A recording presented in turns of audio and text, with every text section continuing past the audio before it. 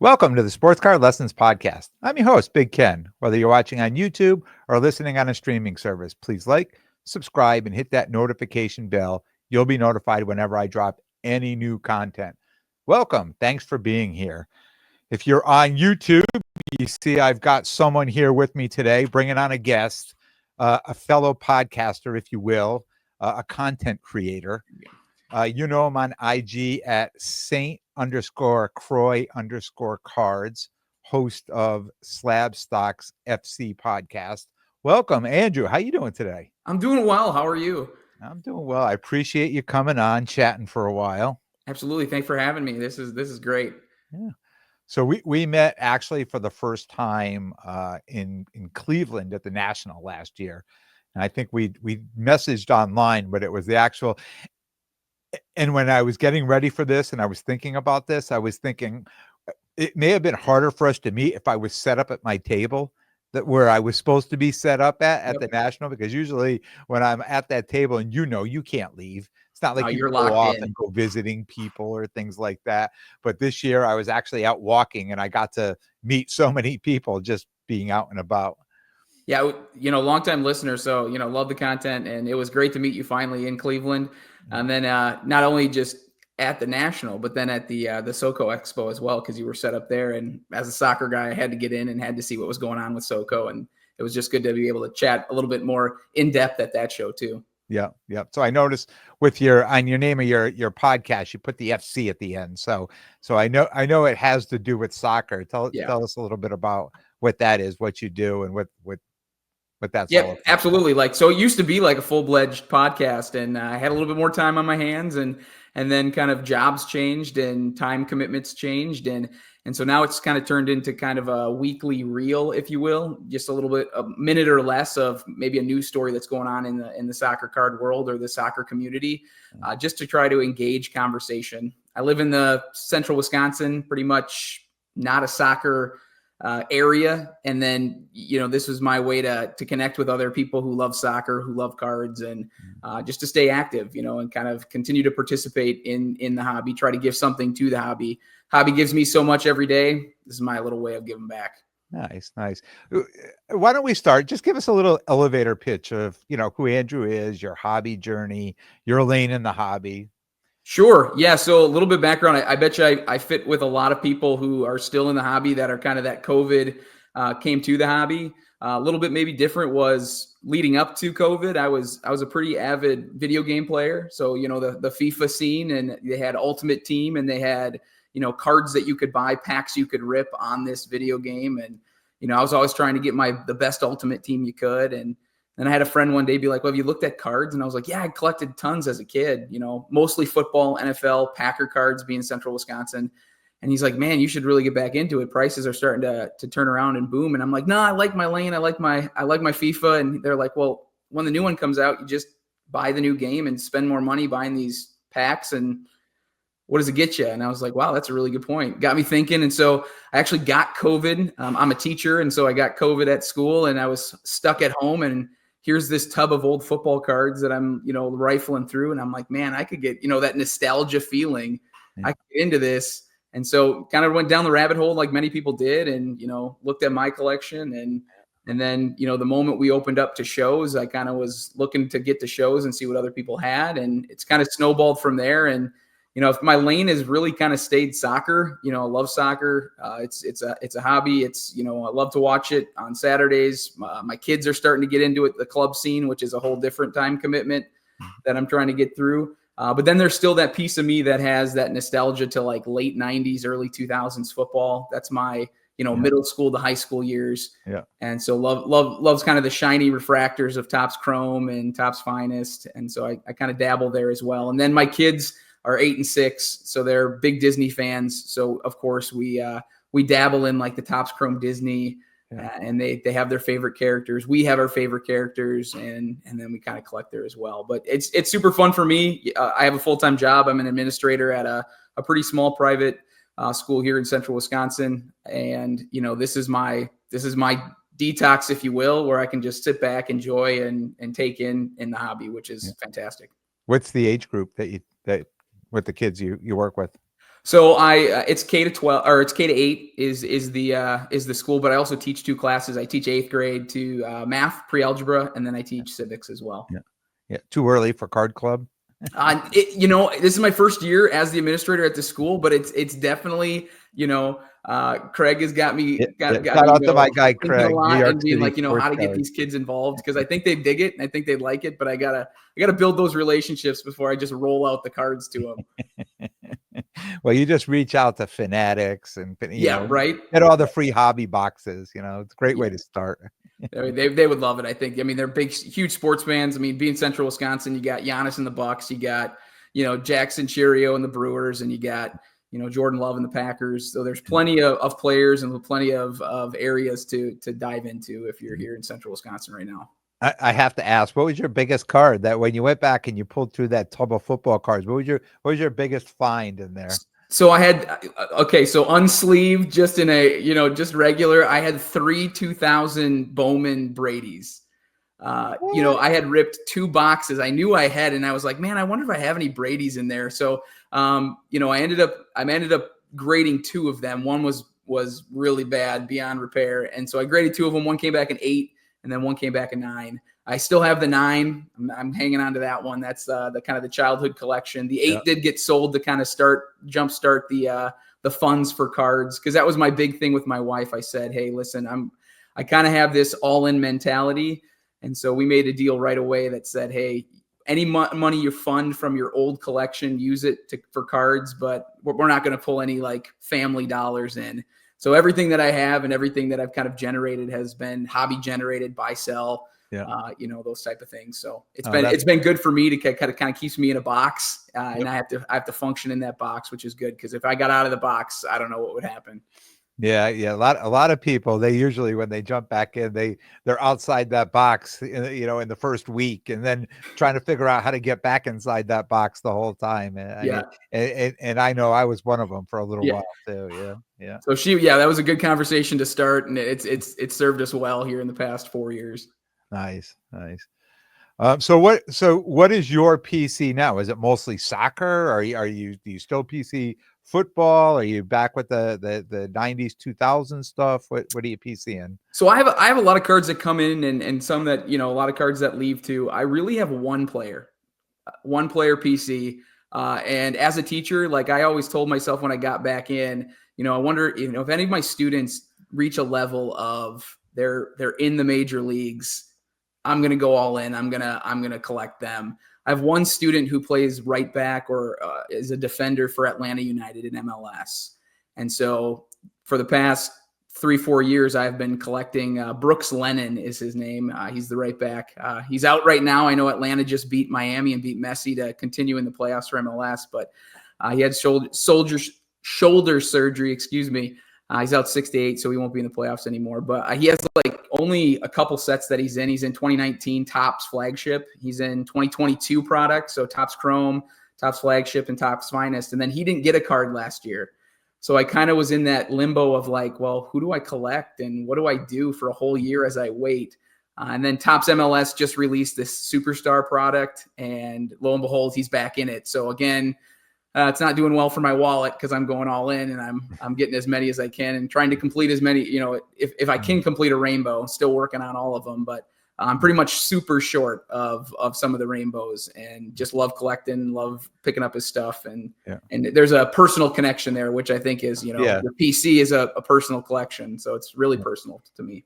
And not to knock him as a player, but I know the soccer lane is just got so beat up recently. So I would have to imagine, even though you're going all in, it's probably easier to find and fund cards for him than it would be like a Patrick Mahomes or a Tom Brady, or something like that, right? You're exactly right. And the nice thing is the price point. The only kind of caveat or drawback to Brooks Lennon or any kind of MLS players that aren't Messi, are not the mainliners, is a lot of times those cards don't get listed. They're not high priorities. People don't pull them and they're like, oh, here's a gold out of 50 of Brooks Lennon. Let me throw that on eBay right away. Like, you don't see that. A lot of times it's had to funnel through, like you have to wait months and then they show up on like CompC. and you can get them. But those, then again, like even some of the rarer stuff, like I just don't see it. The oranges, the reds, like they just are non-existent. So I don't know where they go, but they're People definitely pull not them on and they're eBay. like, "Who is this guy? Come on, man. Where's Yeah, right. Messi?"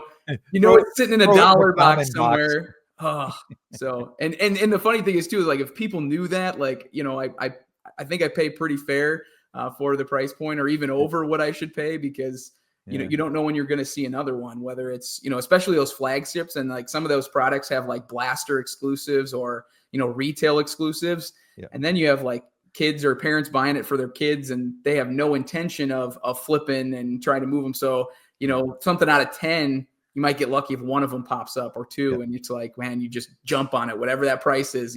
That's where I hit the buy it now. The bin is hit. Yeah. It's funny you should say that. And as you're saying that, I'm trying to think, you'll probably know the player's name. I can't even think of his name, but in Onyx a few years ago, I bought these Onyx packs, and they came, all the cards came out autographed, and there was the star from Canada, the soccer player. Either like Jonathan David is the striker. Jonathan David, that's his name. So I have it. If I knew we were going to have this, I would have had the card, but it's the first time I took it out of the office because I'm getting ready for a show. And I took it out because I was looking for something else, and I found it. So here is a card that's numbered 1 of 10, and it's inscription. So he only inscripted 1 of 10 and 10 of 10. So there's only 2 inscripted, where he inscripted it with the Iceman, Oh, thing. nice. So I had 1 of 10. I sent it to SGC, and it came back a 10-10. And it's been sitting in my office for 4 years. And somebody else had said the same thing when I showed them that card. They're like, you know what? I don't know a lot of people who'd want that card, but I bet you there is somebody out there posted that up. They'd be like, I finally found that. That was the one card I've been looking for, right? So I took it out. I threw it in a box. I'm going to bring it with me this weekend. I'm going to try to comp it as best I can. And if somebody comes along and sees it, if not, I think I might put it on eBay, because I think that's going to be one of those rare and scarce cards that it's not because he's such an unbelievable player, and it's for somebody who just collects him, has probably been looking for this one card. Absolutely. Yeah. I mean, and that's the ticket right there. You said it, is like you got people out there looking. You don't need 100 people looking. You need that one person who's trying to put something together, or, being the striker for Canadian national team. Like, you got people who want those cards, who are proud of their country and the players on their country's team. And they're of course going to want, so that's a great example, because a lot of those guys, if it's not that high a dollar line, like, hey, it doesn't matter if it sits here, if it goes, or because you just said it. If that card was a $2,000 card, it would have been gone 3 years ago, right? I mean, it would have been gone a long time ago. It's because I never knew what the comp was, and no one was ever really. I mean, you really never see his cards come up anywhere. I know somebody said he just went to the European League somewhere, maybe Boone. Yeah. Well, Jonathan David is currently playing in France, but there's always links, like his contract's up at the end of the year. And I haven't, I know there's rumors that he's getting into a bigger league, and he's produced year in and year out. Like, he's a consistent goal scorer in France every year. So it'll be interesting to see what he does, because he's still kind of in that mid-20 prime of his career, on a team that should qualify for the World Cup in 2026. So, and I think they ultimately qualify, because it's here in North America, and Mexico, Canada, and the United States are host countries. So their automatic bid is there. So he'll play and hopefully play well. But yeah, that's a great example of, a card that could just be in a box for 4 years, and somebody's looking for it and waiting for that blue dot on eBay to hit. Yeah. Do you involve yourself a lot in like the Facebook groups, looking for cards or buying and selling? So most of the Facebook groups that I'm in are kind of those MLS groups, especially with, looking for Brooks Lennon. I'm in a few other ones as well, but for the most part, Instagram is kind of where I live and where I function.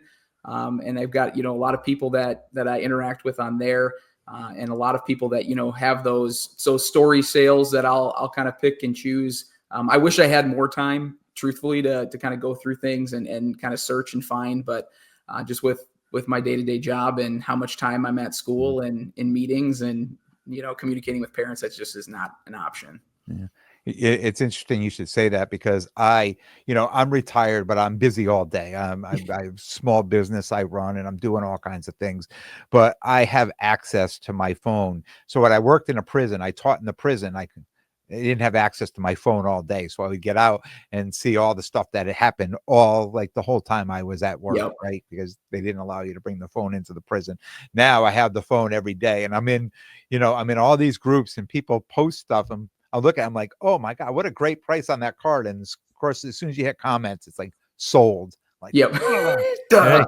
So I can't imagine for somebody who's actually busy all like how these people like they have to sit right there on that phone and just, you know, when a good deal comes, it's gone. Like the post comes up at 11:02 and like 11:04, it's like, yes, I'll take it, or it's sold. And I'm like, and it's taken a little while for like the whole like fear of missing out for me to kind of just kind of get in the, hey, if it's meant to be, it's meant to be. But I also have some really great people in the hobby where if they see a Brooks Lennon that they know is low numbered, they'll ping me, they'll send me a DM in Instagram, which is super appreciated. yeah. I'm also trying to put back to the football. I'm putting together a set from 2002 Topps Chrome, and so people have been helping me out with that as well. And so, anytime they see one where they think I might need it or, I might have it because they don't come up all the time.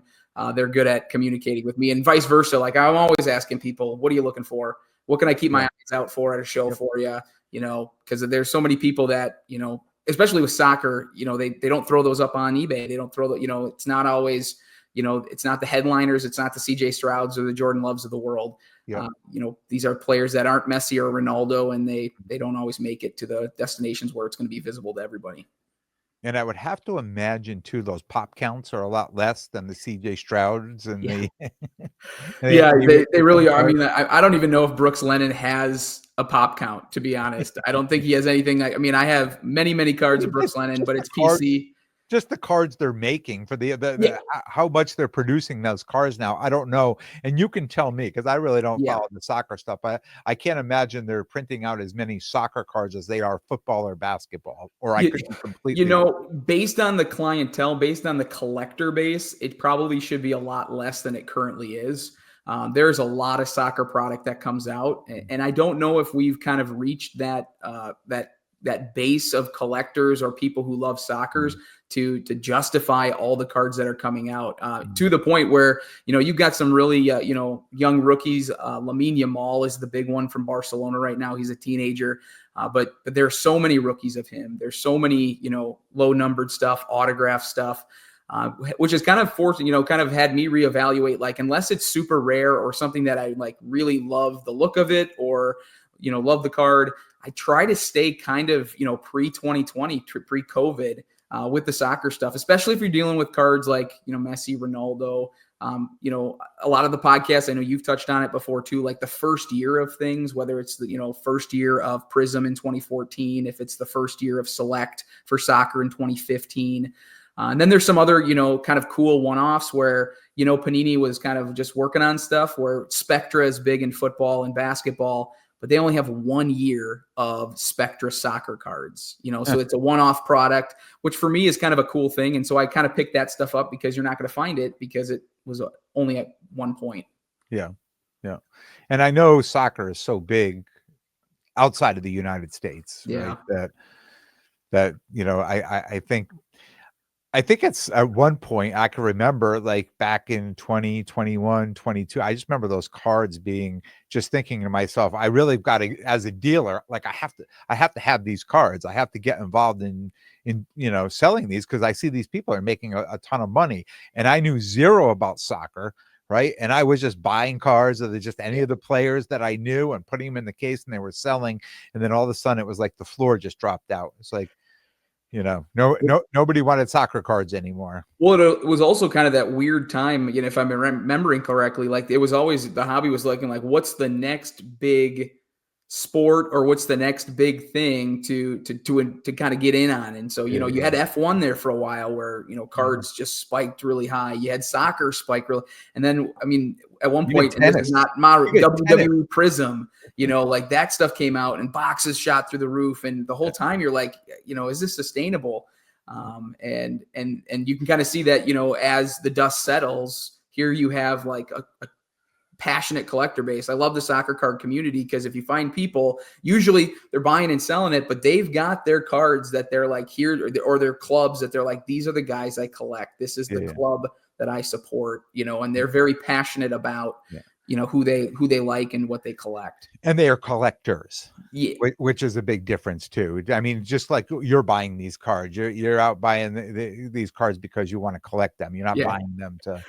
If I'm looking to flip Brooks Lennon, I think I've got a lot of bigger problems that, there's no resale value there. That's all personal collection and personal relationship. Your wife's setting up an intervention. Banner, a big banner. If you know How I Met Your Mother, the intervention banner. That's exactly. But really, that's part of it too. Is finding your lane and just enjoying that lane. Yeah. And if it's harder to sell things, well, that's great. But what I've learned over the time is, collect what you like, collect what you're okay. Like if you can't sell it, but you like the card, great. Like it over time, it tends to kind of work itself out, but it's not a sprint.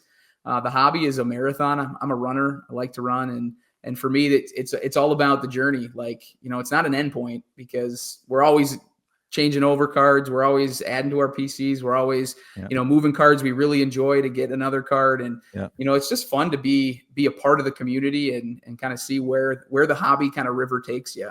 Yeah.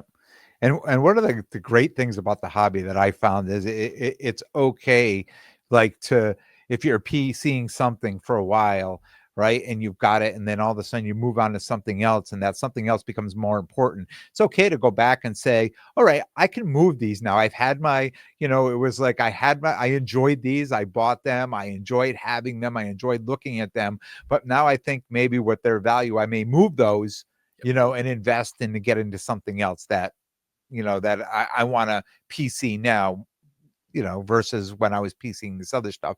And that's the best part too. Like when you can move out of one and into another, like you don't have to, just because you're piecing it means you have to hold that card forever. No. Yeah, exactly. And I mean, like for some people it is like, it's, I've heard the term thrown around, like that whole idea of like a coffin card, like I'm never moving it. It's going with me when I go. But a lot of people, I think they ultimately, as you start collecting, there's tiers of cards, right? Like, hey, I can afford this card, I pool it all. If maybe I can afford this next level card, and you never think that you're going to go up there and get like the Star Rubies, or you're not going to be able to, get the, the credential nows, those type of cards. And then all of a sudden, like one presents itself and you have to kind of reevaluate your PC and say, okay, what am I willing to move? What am I willing to let go of to reach or acquire that card? And then there's always that hope that maybe you can reacquire some of those other cards later on down the line. Yeah. Yeah. It's okay to break up with your PC. Yeah. If you're in for it long enough, you might have another chance to reacquire. Not guaranteed, but it's there. Yeah. Yeah. Absolutely. So you're Central Wisconsin. What is the show scene up there? Do you have a lot of local shows? Do you have big shows up there? What does it look like up there? Yeah, there's a lot of local shows. There's a couple, one about 15, 20 minutes from my house. There's another one about 30 minutes away. There's a lot of like kind of smaller ones. Some cities, we have a Green Bay card show that's a little bit bigger. There's a lot more shows around the Milwaukee area, which is about 2.5 hours from me. There's a nice one in Madison that comes up here and there. There's a lot of shows, which is great, but like I live in an area where I'm about probably 80 to 100 miles away from the local card shop. Like there's no shops in my area. So a lot of the things is card shows if you get there. And the scene really is a lot of collectors. Like, I mean, Wisconsin, I'm so impressed just with people who they're looking for. A lot of it is Wisconsin sports centered, but you do have a lot of people who are collectors. They're the type of people where they bring in things and you kind of look at them and you go, you're not on social media, are you? And they're like, no, but they have all this stuff. And you're like, this is incredible. Yeah. This is really cool stuff that I haven't seen. So it's just a lot of fun. And my big thing too, is again, this idea of participation. You get to know these people, they become friends. It's almost like a time to kind of get away and socialize at these shows. I go in knowing that I'm not going to do well. Soccer doesn't move. very well at these shows. I have a lot of good conversations with kids who care. You've got a lot of these kids who are club soccer players, or they do play FIFA on video games. They want to talk about the players, which is awesome to get, growing the hobby from a young age. But yeah, mostly it's, 90s, early 2000s shiny football of players who are long past retired. I've got some non-sport in there in, kind of the Disney world. And then I've got my soccer, which doesn't move, but Yeah. I just go to hang out with friends. That's what it is. It's time away. It's my time. And I love it. Yeah. Where do you acquire your inventory? How do you get your inventory for your shows? Well, shows, going to shows, you kind of can get inventory. If I walk shows, I'm not always setting up at shows. So walking the shows is big. I'm always kind of scouring eBay. Fanatics, are formerly PWCC. I'm constantly looking on there for certain things here and there. Instagram story sales, I'll look through. Facebook groups at times I'll look at. CompC is another one that, I've kind of, I know a lot of people do that as well, where you got a lot of things that you can look at, things that are ungraded that you can maybe pick up for relatively cheap, and then decide as you get them in, like, is it gradable? Is it not gradable? And then sending some of that stuff off to grading. I still think that's a really great avenue for profit margins.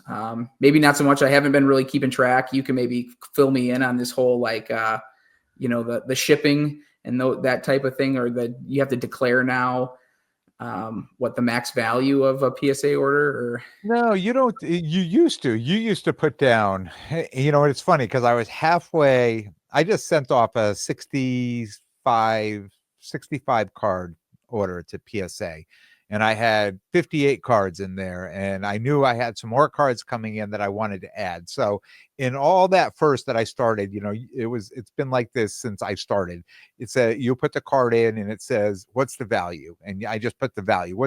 And that value to me is the value as if it gets lost in the mail or something. Yep. This is like, if it's a $10 card, it's a $10 card. Yeah, not if it gets a PSA 10 or a PSA 9, whatever, but what's the value of it right now as I'm putting it in the box? And that's the way I would do it.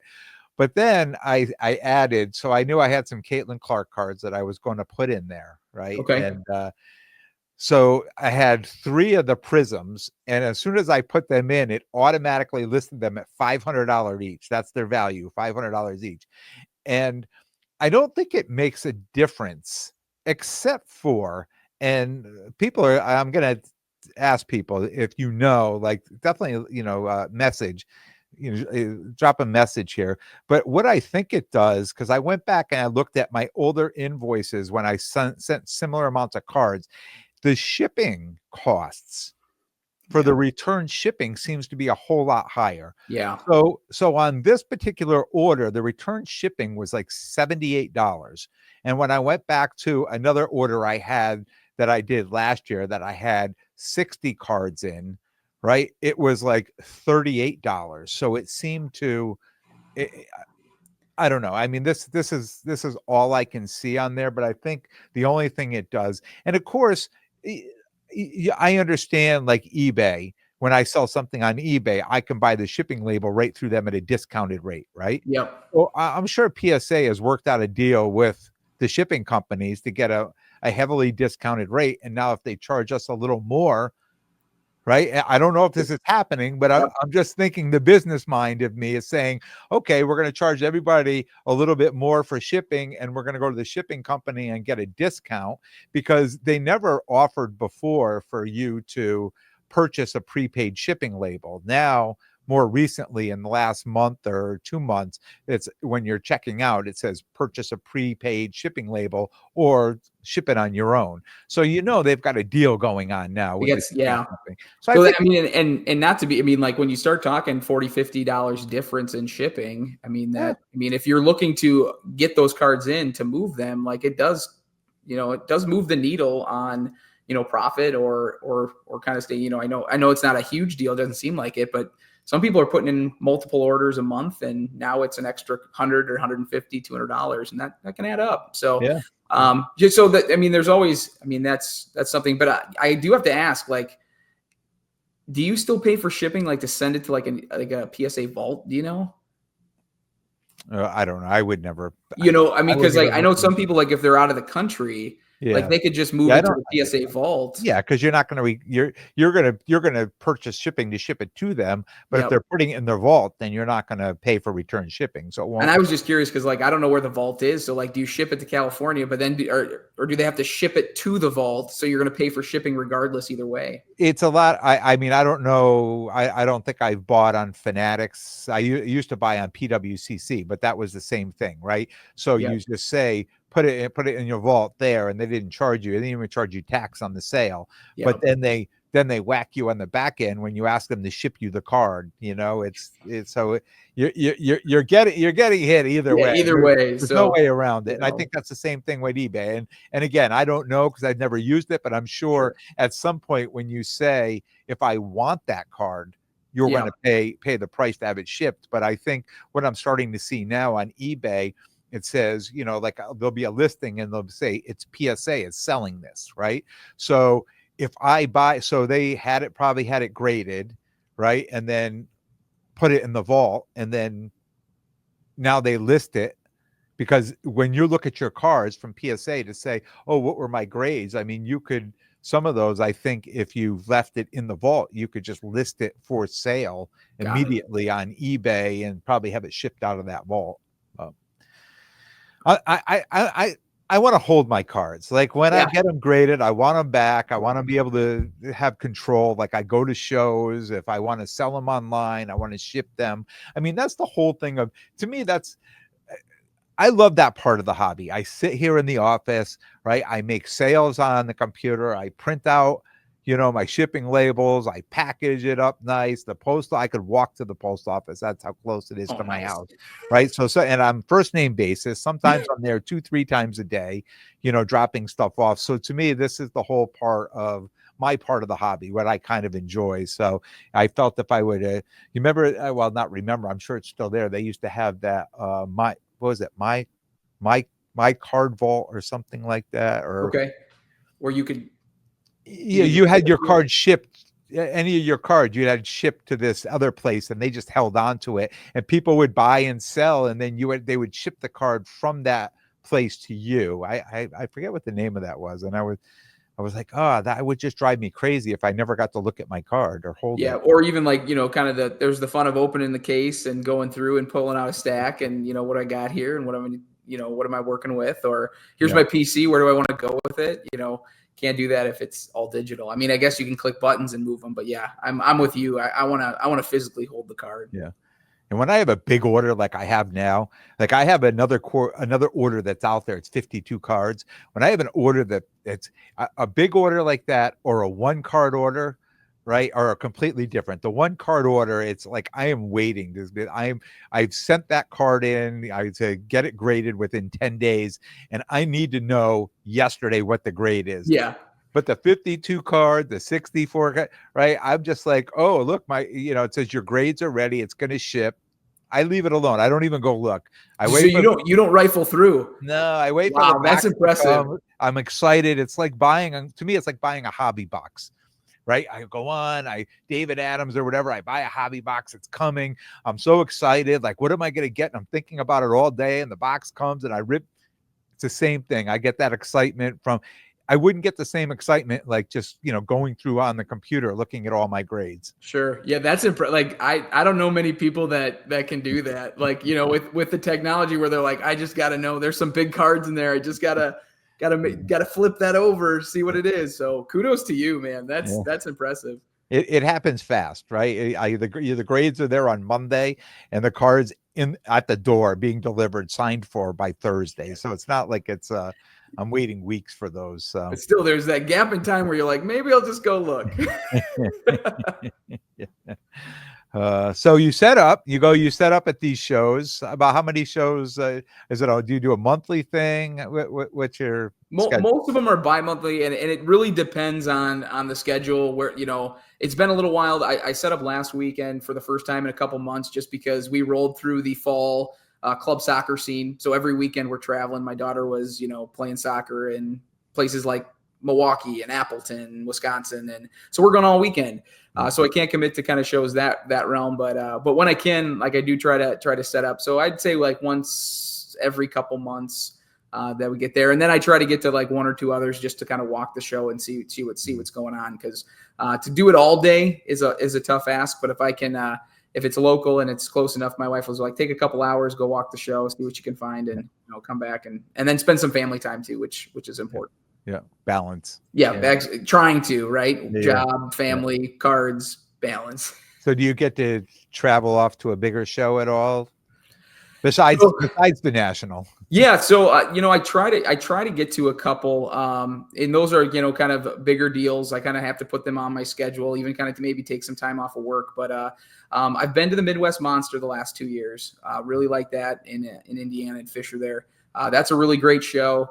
And then of course, the national, I always kind of block that one off as well. I usually travel with Aaron Nowak and Slabstox and help him out and kind of be behind the booth and just for me, the hobby is a huge part is relationships and just meeting people and hearing their stories and who they collect and why they collect. So when I go to these shows, these big shows, like that's why I'm there. Like if people are asking about cards, like why does this interest you? Why this player? Why this card? Yeah. And just trying to drive conversation because, I learned so much from people, like the education that people who have been in this hobby for 20, 30, 40 years are just so willing to share. And so if you, as an educator, it's like, teach me, let me soak it up. Let me learn as much as possible. Cause a lot of this stuff, you're not going to find online. It's all based on what they know and what they've experienced and the ebbs and flows of the hobby over 10, 20, 30 years. Yeah. I think that's the greatest attribute of a teacher.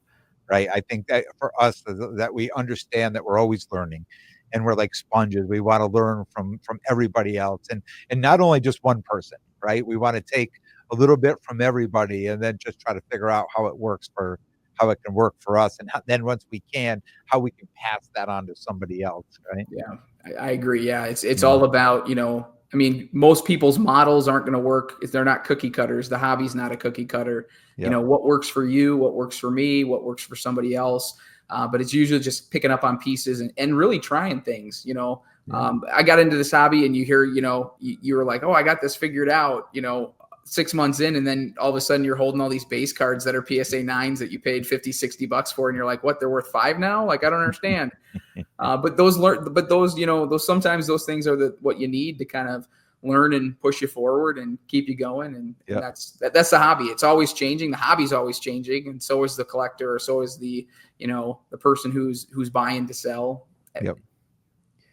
And there's more flippers than collectors. So it's, and I don't know what it looks like in your area, but I know, in this area and this part of the country, I mean, it's just, it gets harder and harder because there's, so many people that are just looking at percentages. Like they don't even care what the card is. They just want to know that it's been selling.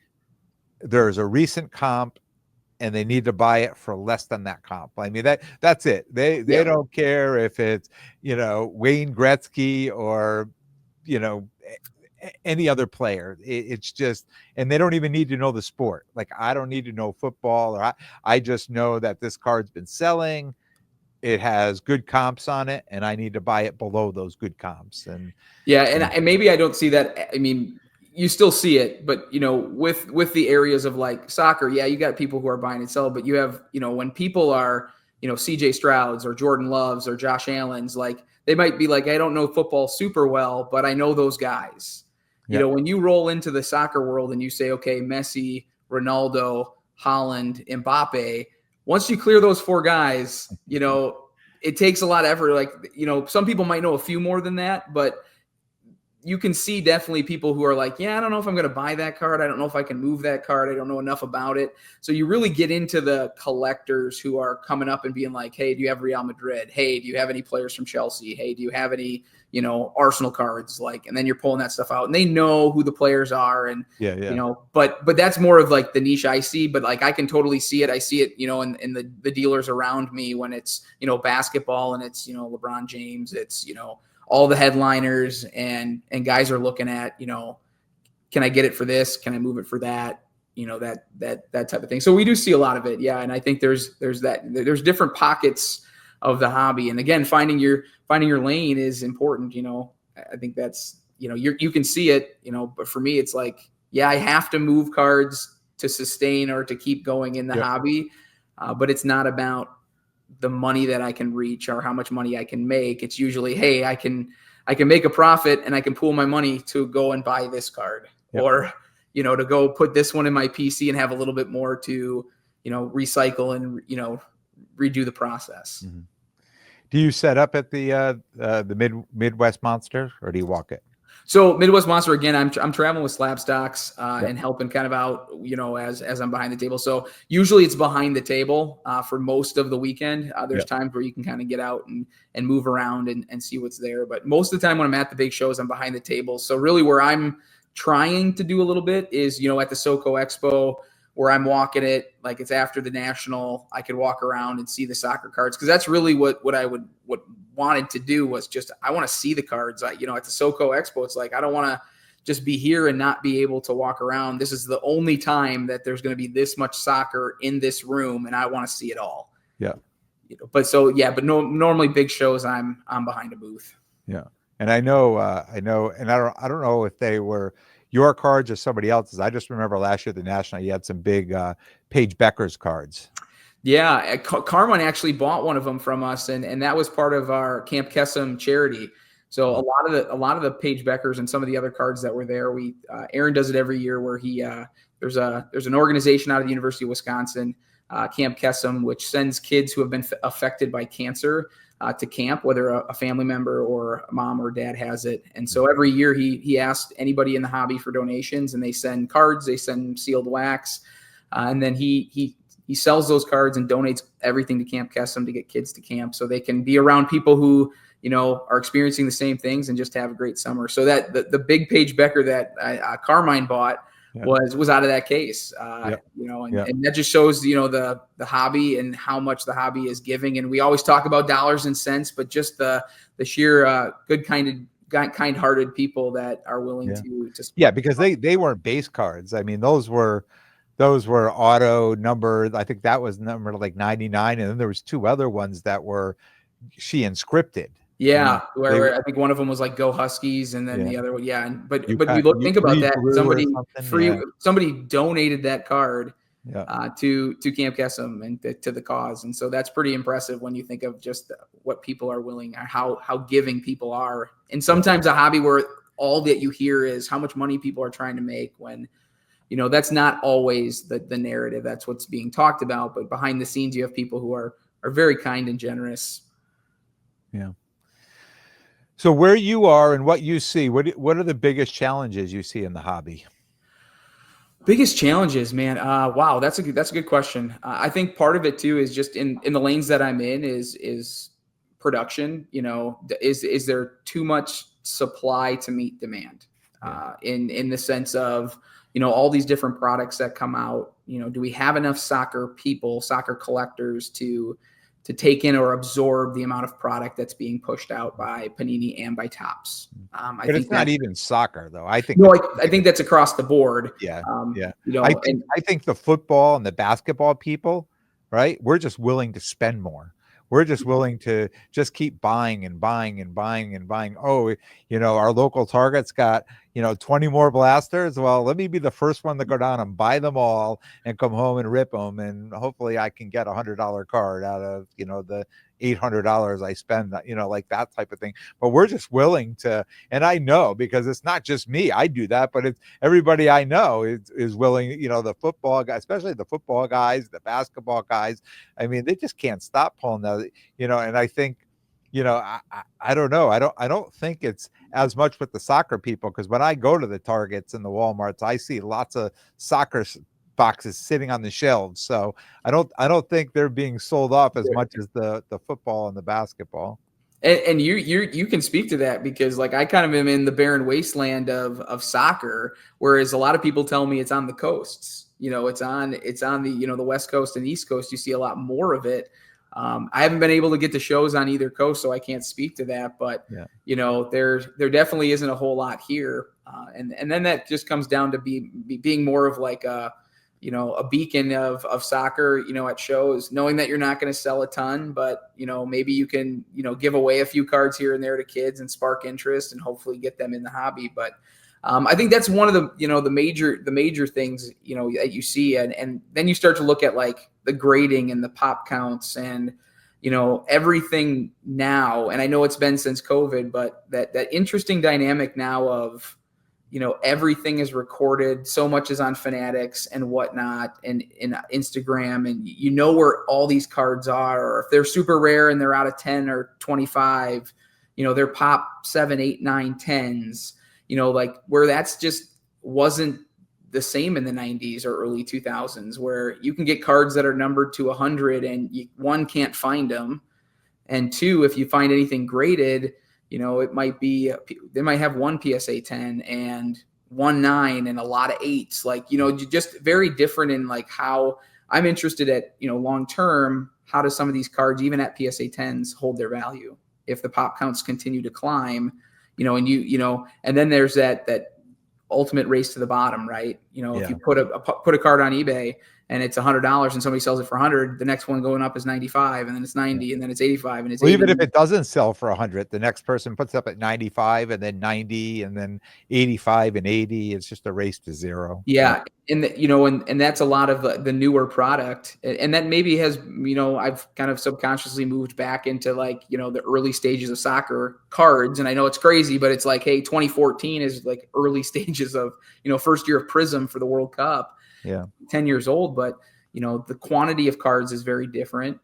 Silvers are very different, that you have anything that's numbered. It's not like there's 80 parallels, there's 6 or 7, where it's easier to kind of, maybe this is just me getting older. My brain is like, I can't keep track of 72 parallels. Give me 7, 8, 9, 10 and just let me roll. Like that's my bread and butter. How do you feel about, and I love asking people this question, that they say the hobby, is for the kids. Let's bring the kids in and let's like build the hobby with the kids. But, the hobby boxes are $1,000, any of and most of the stuff you get at the Target and Walmart are generally crap. A certain amount of product put there is worth getting, but most of it's crap. And then you go on to, like a Whatnot, and people are spending, like hundreds or $1,000 a night on Whatnot, where I don't know how the kids get involved. I mean, we and you are set up at shows. I go to shows. We see the young kids that are running around. They got started somehow. Some of them are very savvy, but a lot of people get beat up a lot too in the hobby too. And it's I don't know how we make it, where it's sustainable to bring kids in to get them involved. I don't know how many kids are going to stay in the hobby and how many parents are going to keep funding for their kids to stay in there if they're not doing well or people are taking advantage of them. Yeah, I think there's, some of the good stuff that you see come out of, like, I know Andy at Indie Card Exchange has like that kids club that I hear so much about, and being at the Midwest Monster and being able to go to a shop and like how much they do for the kids, or having kids nights, trade nights, some of the bigger names like Ryan Card Collector too, doing his trade nights for kids and getting them in the door. And I think, even Craig and this idea of card club for kids and educating them and helping them to understand. But I think it's different. Like, I don't know. I mean, did you collect as a kid? You know what? I bought cards as a kid. I loved the gum, right? Yep. And we, mostly hockey cards as a kid. And I wanted my team, right? And somebody else would want their team. So when we opened it up, I took all the Canadians, they took all the Bruins, this person took all the Flyers, but it wasn't, there was no monetary, value put on. It wasn't like, oh, Yvonne Cornway is more than Bobby Orr type of thing. It was just like, just give me what I like and I'll give you what you like. And it's much different. When I came back in, I realized it was, such a much bigger financial market. Yeah. Well, and that's the reason I ask, is because like when I grew up, it wasn't shows. I know they were there. I didn't attend.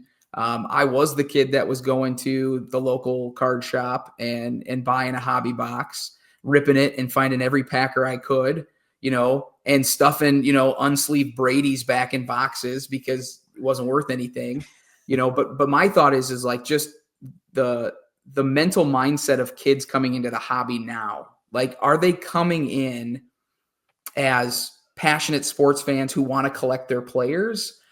Or are they entering in this world of like, I can make money off of the hobby? And then that kind of changes like 20, 30 years down the road. Like for me, coming back, like I'm already circling back to those same sets that in the cards that I could never acquire, or like the set that I'm trying to complete is from 2002 Topps Chrome. It's a Ring of Honor set, 35 cards, all numbered to 100, every Super Bowl MVP from 1 to 36. And, I saw those cards in cases, but they were $20, $30, $40 at the time for certain ones. I couldn't afford that. And now, like, I want to go back because of the nostalgia. Like, will there be nostalgia in 20, 30 years for these kids? Is it the nostalgia of making money? Or is it going to be, hey, I owned this card at one time, I want to own that card again? And so I think, the hobby, long term, why are people here? And this whole new phase of like monetary value, I think could work very differently or look very differently in 15, 20 years. If kids are still in it making money, that's great. But like, are they going to move on to something else like shoes or, their own businesses? Like, is this just like a stepping stone to business or to, market management, if you will?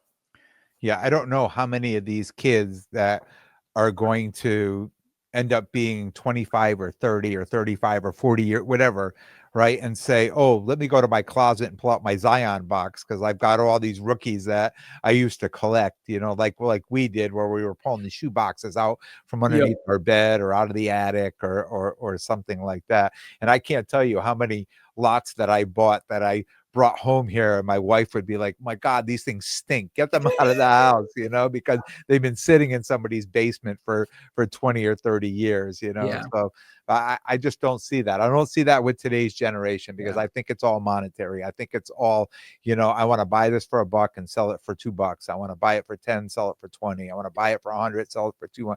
And I think that's just the mentality. And I mean, I know the parents are encouraging that, but I don't think everybody's good at that, right? There's only a handful of kids that are really good at that, or not a handful, but you know what I'm saying? I think the percentage of the kids that are doing very well in the hobby that are very young is a small percentage. I think everybody's trying to do that, but the same thing that 12-year-old is trying to do, so is the 50-year-old. Right? I mean, it's so you've got everyone trying to do the same thing in the hobby, which is kind of cool. I mean, like when you really break it down, like in that sense, like, everybody's on the same level, whether you're 12 or whether you're 50, how you communicate. And I still love the hobby for kids, just to teach social skills, how do you interact with another person? How do you get a deal done? How are you respectful in doing that? Like, there are a lot of things that the hobby can teach you. But I think it also takes like us as people who have been in the hobby a long time, how can you get kids involved? There's been multiple times where kids that have shown interest in soccer, and, I have a $20 Mbappe slab that I'll be like, take this with you, like this, or, hey, it's listed at 20. It's a $20 card. You've got 5. Let's make a deal. Like, let's get you into cards, or have a card that you have, that you can move somewhere else down the line. Cause everybody's got to start with somewhere. I remember having the $3 for that one pack of cards, and I'd bike, 6 blocks to the card shop. I'd buy my pack, and I'd come home and I'd rip it and get no packers and throw it on the ground and be upset, but I mean, that was the fun for me. But, I also had people along the way, even as a kid, I can remember where that same card shop owner, I'd pay my $3 and he'd give me 2 packs instead of 1. Yeah. And it was like Christmas. You're like, oh man, this is awesome.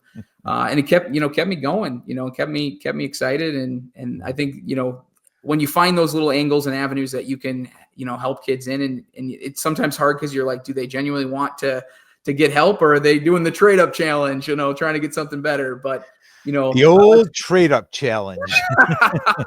I did see that, this weekend, and it was like, nope, I'm sorry, not doing the trade up challenge. I apologize. I mean, it used to be when I used to start it, when I first started setting up at shows, I'd go buy boxes of cards, right? And I would open them up and I dump them all, and kids come up and I would hand packs out to them. right? But now, and it was because I knew the kids didn't have cards, or they didn't have money, or they were there with their, like, you could identify that. Now today, it's like you have no idea. Yeah. You start to hand a kid a pack. He's like, what do I want that for? What do I want that crap? You're like, Oh, here, you want the 4K card I'm gonna pull out of my Zion case? You're like, oh, get it. yeah. I will tell you though, like one of the cool things that I've noticed is my kids have been really big into Disney. They love the movies. We do the Topps Chrome cards. And so I have a lot of base cards that I throw in my box, sleeve them up, not top load, but just sleeve them up. And it's crazy to me how many, families show up at card shows and like they've got like, a son who's walking around or, a daughter who's big into cards. And then you've got like a 4 or 5-year-old who just is just there, Yeah. and then you can ask, hey, do you like Disney? I've moved so many more, like just giving them away, but like base Disney cards. Cause these kids are like, oh my gosh, it's Anna, it's Elsa, it's Belle, it's all these princesses. Like, yes, and the parents, like, I didn't even know they made these cards, so just trying to make sure that everybody has something or can have something, I think is important too. So, but you don't know unless you just talk to people. Yeah. And that's really what I love about, card shows, and what I love about my job too as administrator. Like I talk all day. I like to talk to people. I like to be relational. And so the card hobby and setting up at shows is just a way to do that. Yeah. It's a great attribute for a podcast too, right? Just Right. being Yeah. able to talk. Sometimes you can just keep talking right to the camera. Yep. Right? Yeah. I don't need anybody. I can just keep going. Oh man. State of the hobby. What do you think? Where do you think the hobby goes over the next year?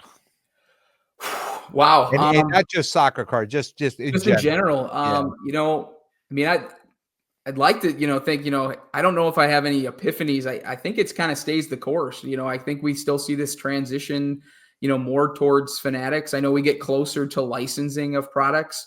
I'm not in baseball. I'm not in basketball. I'm not in modern football, but, I hope that we can kind of at some point come to an agreement of like, Panini signers, or exclusive Panini signers for certain sports. I can't wait for a time where it's kind of all together, I would hope at some point. Where you can pull autographs of your favorite players or have the ability to, or even licenses, you got all this, the new Topps Chrome and Topps stuff. And, just to have the name of the, Bucks or Spurs on jerseys would be nice. I know some people don't mind the non-licensed. For me, like having the license, having your team's name on the jersey or on the helmet is a big deal to me. And so, I'm kind of waiting for those kind of opportunities as well. But I think we see a lot of the same thing. I get the sense there are some people that I talk to and some of my friends that are close that are like, I'm really tired of, the nickel and diming, the difficulty in deals. And so I don't know if that continues where there's more people who love the hobby, but are just getting kind of a little bit maybe burnt out in those certain areas, speaking honestly. But I don't see the hobby changing a whole lot. You still got the avenues of Fanatics, and you still like, the Fanatics Live, and you've got Whatnot Breaks, and you can find places to buy into breaks and to buy packs and to buy boxes. And, I think we're going to see similar to 2024, if I'm being honest. What about you? What do you think? Where do you think 2025 is going to take us? I don't know.